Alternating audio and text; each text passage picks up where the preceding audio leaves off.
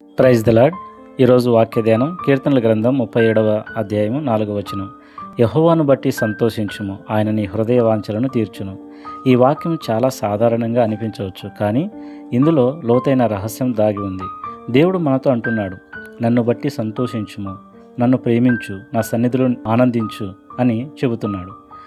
అది ఎటువంటి పరిస్థితులైనా, అనగా కష్టమైన, కరువైన, అనారోగ్యమైన, అప్పుల బాధలైనా, అవమానాలైనా, ఏ స్థితిలోనైనా మనం ప్రభునందు ఆనందించేవారిగా, ఆరాధించేవారిగా, ఆయన సన్నిధిలో నిలిచి ఉండాలని దేవుడు కోరుకుంటున్నాడు.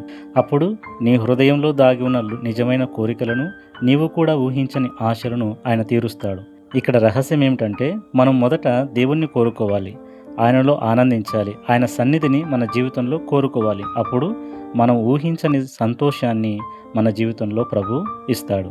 నీ హృదయం ఏమి కోరుకుంటుందో ప్రభువుకు తెలుసు. ప్రభునందు ఆనందించు, మిగిలినదంతా ప్రభువే చూసుకుంటాడు. దేవుడి వాక్యం దీవించునుగాక. ఆమేన్.